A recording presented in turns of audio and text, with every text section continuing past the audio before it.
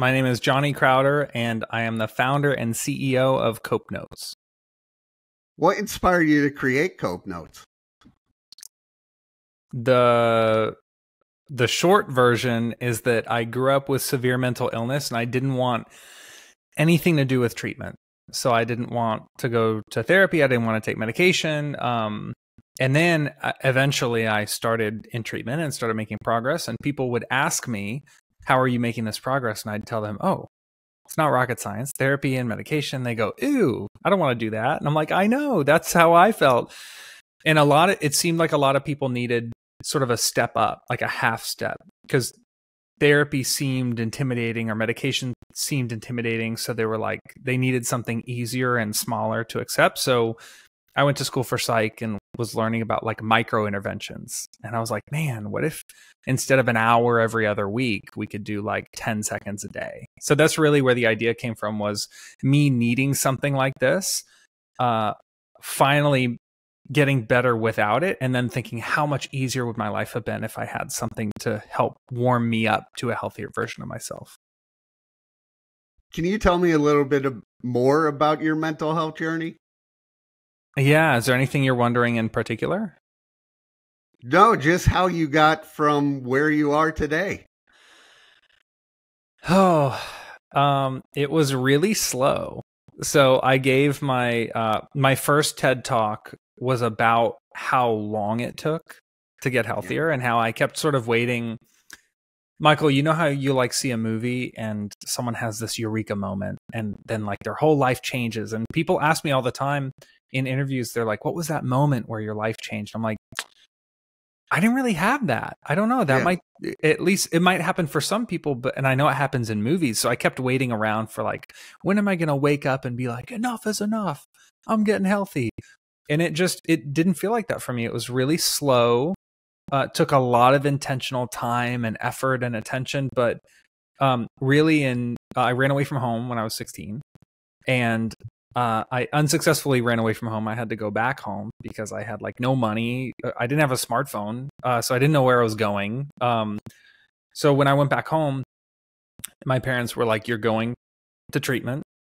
We don't care if you like it or not. So I started, and I had a bad attitude, and it took me a long time to actually start participating and cooperating. And I think if I could point back at anything that made a big difference, part of it was getting into treatment. But you can sit in treatment and waste your time. Like, you could get a gym membership and go to the gym and sit on a bench and watch TV. Like, you have to actually lift the weight. So I think for me, I didn't actually start participating in my own treatment it's not like day one I was like, all right, doc, let's make me better.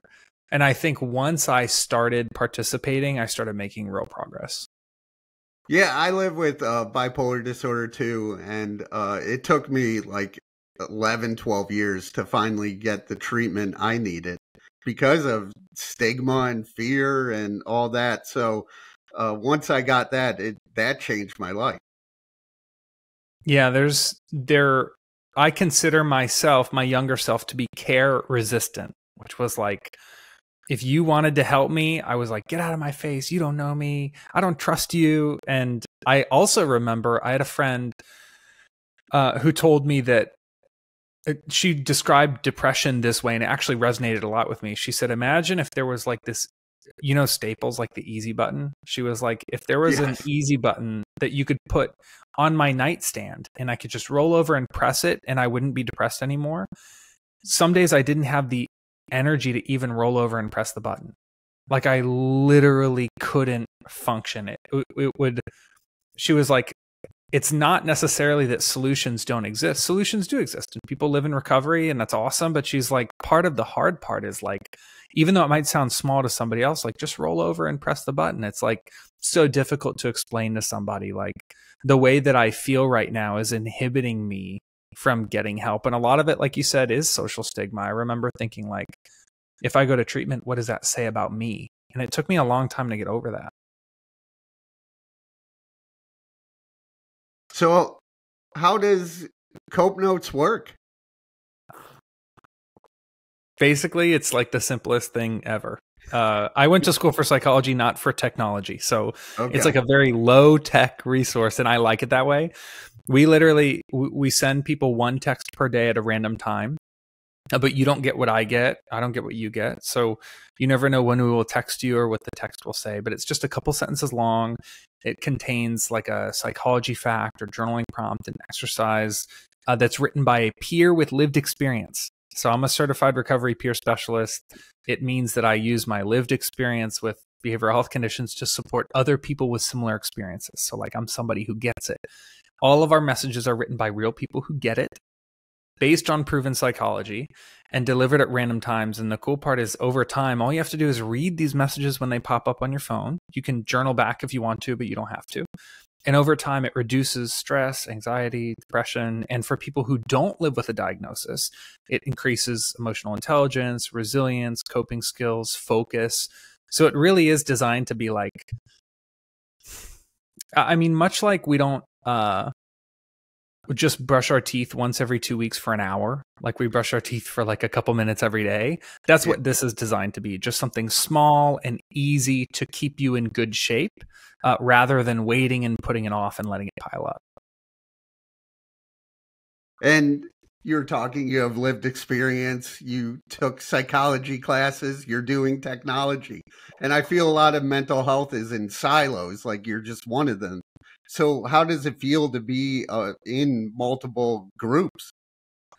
Dude, to me, it's all the same thing. Like everything I do is in service of better mental health for everybody. Yeah. So like I sing in a metal band and we write music about mental health. I speak on stage and give a keynote at a farming conference, and the conference is about how farmers can take better care of their mental health.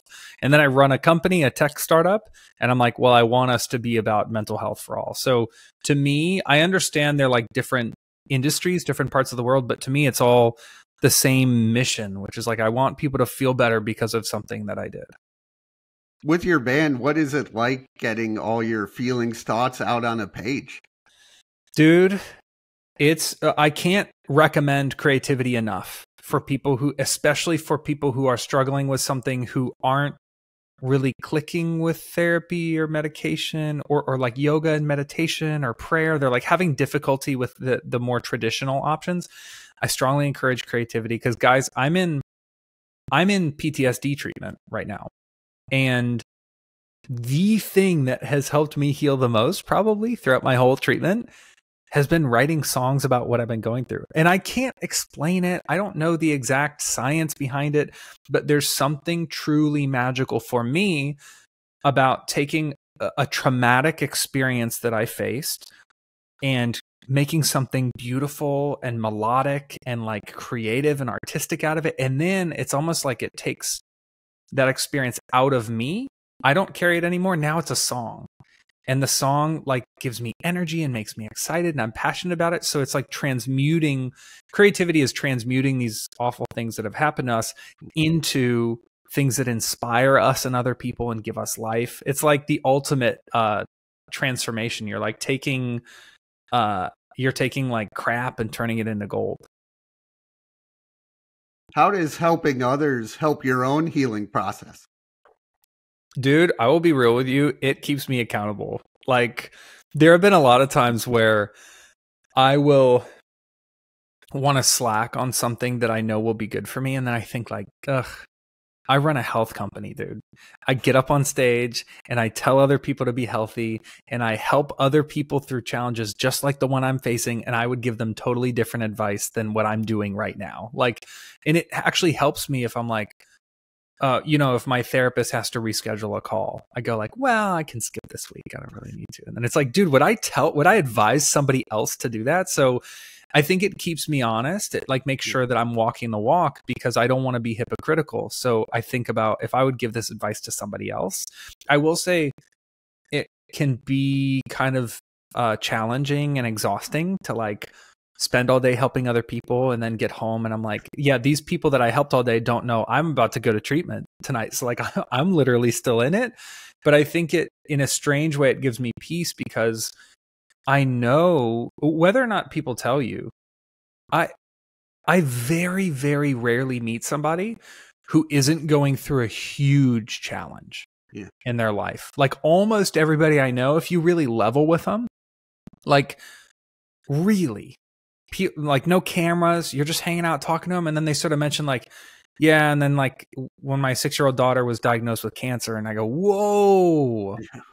Whoa, I had no idea that was part of your life. And somebody else is like, well, yeah, you know, when my dad slipped and fell and got in that coma, and I go, whoa, like the everybody's dealing with something. And I think helping people all day, every day for work reminds me that everybody's going through something, and a lot of people care about you and care that you're going through it. It's easy to forget that unless you're surrounded by other people who are going through it too. And you're like, wow, if I care for them, I know for a fact people must care for me. Yeah. Do you think that since you're more open, that would help other people be more open with their emotions?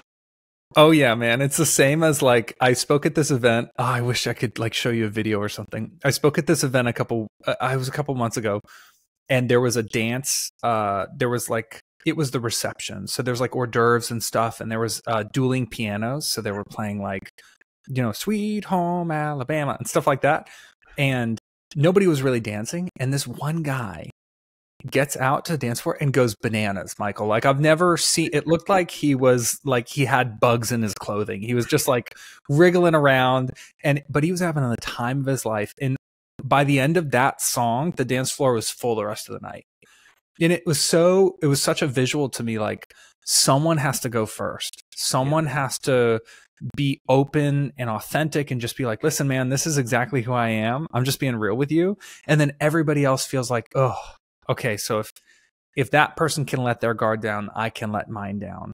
I think that's the power of advocacy, is like people like you sharing online, this is what my life is like. It gives permission, or it feels like it gives permission to all these people who say, oh man, if Michael said that to a bunch of strangers online, I can talk to my husband about this, you know? Yeah, that's what I hope people do, because when I was diagnosed, there wasn't anything, especially for videos. All I found was like a Wikipedia page of famous people that have it. Like, what about normal people just living life? Oh man, that's funny. So what do you do to help your own mental health? Oh, dude, I always tell people recovery is a full-time job. So like, I'm really healthy now, Michael. Like my 30s have been like the healthiest I have been in my life so far. And it's not like by accident. It's like because I've built a lot of systems and strategies. So everything from like, you know, I exercise every day, or I try every day. Sometimes it doesn't work out. Yesterday, my AC broke in my apartment. So like, I had to wait around for the repairman. Couldn't work out. Sometimes that happens. But most of the time, I try to exercise every day. I try to get good sleep. I drink a ton of water. And this is basic stuff. So whenever I talk to somebody and they're like, hey, do you have any mental health hacks? I'm like, before I get into hacks, the first question I ask is, do you drink alcohol? And if they say yes, I'm like, boom, start there. Because I don't care how many hacks I give you. If you are ingesting alcohol, it is affecting your mental and emotional health. And then same with like, do you drink enough water? Dehydration affects your mental and emotional health. If you don't get enough sleep, if you don't exercise. So a lot of what I do is like basic physical stuff, but then also I read a lot of books about mental health and how to improve your own, how to like let go and forgive, I'm passionate about cognitive restructuring, which is like sort of changing a thought. If you have a thought, you can sort of acknowledge it and then see like, is this thought useful to me? Can I reframe this thought in a way that is more helpful to me? So I'm very conscious about learning about this stuff, and I try to balance it. Half of it is real heady, science-y, like I'll watch a TED talk or listen to a lecture. I'll be at a conference and sit down on a keynote and take notes and stuff. I'll do a workshop. I'll go to therapy. But the other stuff is like, bro, sleep. Like, don't watch horror movies and violent movies, because that has an effect on you. Like all this basic stuff that you think there's no way that has a real effect, but it does. And you've talked about, you've done some pretty big speaking engagements. What is it like talking to people in front of them publicly? Dude, it's not that different from what you do, I don't think. Like, The only difference is that I actually have a benefit because I can see their facial cues and stuff. So I actually think maybe what you do might be more difficult because you can't like see the reactions of the crowd. You can't feel that energy. And for me, you know, I grew up playing concerts. I grew up, I was like a comedian, so I would do improv and sketch comedy. So I like a live entertainment setting, and speaking is like you're being a live entertainer, which is an environment I'm very comfortable in, but it's in a way that's helping people. So you're not just, I think music and comedy also help people, but I mean, this is like people walk away and they're like, I'm going to live my life differently because of something that guy said. And to me, it's like the perfect combination of fun and like exciting and something that gives me energy, but it's also really fulfilling because you know that like, you know, let's say I'm speaking in New York City, like if I'm in New York City for a day and someone decides to like book their first therapy appointment ever just because I was in New York City, and it's the same for you with your videos, bro. Like I guarantee you there's thousands of people who have like seen something you did and made a change in their life because of it. And that to me is like, that's the part of what you and I do that will never be able to explain to someone, that feeling of like something that hurt me, I leveraged it to help somebody else. It's freaking magic, dude. Yeah, and I feel like sometimes it's therapy for me talking to other people. Totally. So you made a good point a little bit ago about how you work out and stuff. So how important is it to take care of your mind, body, and spirit at the same time? Dude, I am quoted as saying, if you want to take care of your brain, you have to take care of the thing that carries it around all day, which is the rest of your body. So I really firmly believe like a big reason why I work out is actually for the mental and emotional health benefit. It like helps with my sleep. It helps with my moods, helps with my mental clarity, everything. And spiritually, I think people really underestimate the value of faith. Like growing up, I didn't want to hear about God. I didn't want to go to church. Like you couldn't whack me over the head with a Bible. I would dodge it. Like I didn't want to hear about anything. And don't talk to me about Buddha. Don't talk to me about Hinduism or anything. Like I didn't want anything to do with faith.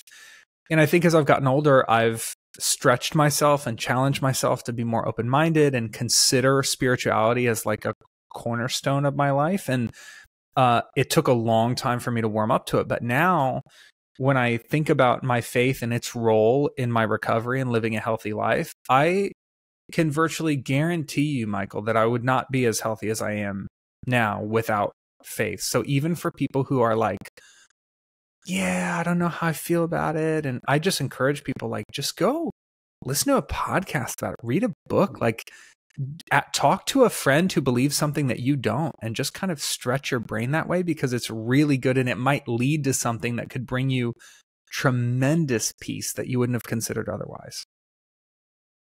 Where do you want to see your mission in the next 3 to 5 years? I want to see it everywhere, dude. I think about a few target populations that I'm really passionate about right now. One is youth. I care a ton about, Cope Notes has been doing projects with school districts, serving the 6th grade through 12th grade, so middle and high schools. We're doing a lot of college work. We're doing a lot of work for educators. So like just the whole education system, like not only the kids that are growing up with these challenges, but also the people who are sewing into these kids every day. Because think about it, even a really healthy kid with a bunch of really unhealthy teachers might wind up being a pretty unhealthy kid over time. Yeah. So I care a lot about the education system and trying to invest in the mental and emotional health of the kids and the educators. And then the other group that comes to mind is the people who provide the care and the people who are resistant to care. So in education, I think about the educator and the student. In care settings, I think about the people who are like, I'm not going to therapy, I'm not taking medication, I'm going to skip my appointment, like people like younger me. So the care resistant folks, a lot of times these people are low income, they are under-resourced, they are experiencing a lot of social stigma and self-stigma. So like these people who feel like the existing options aren't good for them. And then the people who are trying to help them, the people in caring professions. Like, it is some of the hardest work you can possibly do. Lots of these folks could find easier work that would pay them more. And they stay doing this work because they're so passionate about it. So I think like those are the two corners that come to mind, is like education and then the system of care. I want to help the people who aren't getting help right now. Yeah. And I want to help the people who are helping those people, because if they quit, I can guarantee those people won't get help.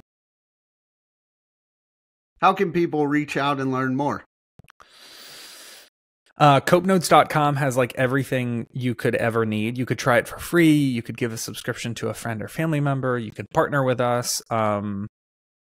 That's like the one-stop shop. That's what I would recommend.